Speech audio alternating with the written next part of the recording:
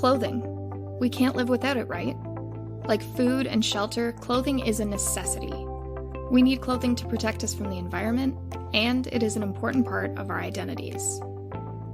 The clothing that each of us buys, wears, and gets rid of has a big impact on the environment.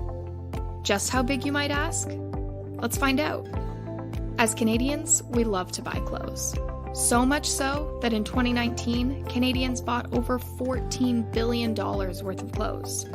That means each person in Canada spent around $370 on clothing that year. And we aren't alone. In the last 20 years, on average, worldwide consumption of clothing has doubled from 7 to 13 kilograms per person. This increase is about the same weight as 7 pairs of running shoes. To keep up with all that demand, the clothing industry produces somewhere between 80 and 150 billion garments a year globally. That's enough for 10 to 20 new pieces of clothing for every person on Earth every year. On average, Canadians purchase 70 new articles of clothing every year. All of that clothing production and consumption has a huge impact on the environment. One of the biggest impacts on the environment is in the form of greenhouse gas emissions. It is estimated that 8 to 10% of global greenhouse gas emissions come from the fashion industry. That includes 4 to 5 billion tons of carbon dioxide every year. This is more than the aviation and maritime shipping industries combined. At the rate that we're going, the clothing industry's greenhouse gas emissions will grow by more than 50% by 2030. Another important impact is on water.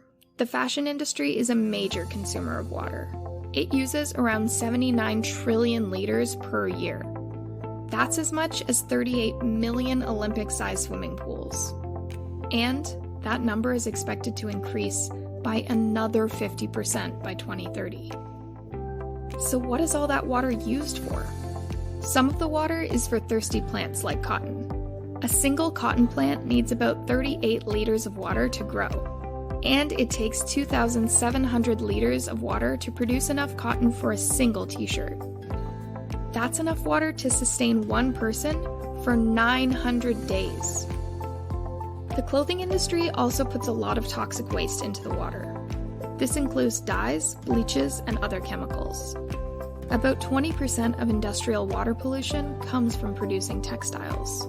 Water pollution happens at home too. When you wash clothes made from synthetic fibers such as acrylic or polyester, tiny strands of plastic wash off. These are known as plastic microfibers. As many as 1 million microfibers can come off when you wash a load of polyester fleece clothing. Every year, 190,000 tons of plastic microfibers end up in water systems. 35% of this comes from washing synthetic clothes and other textiles. Just as clothing production and use creates waste that ends up in the air and water, it also creates waste on land.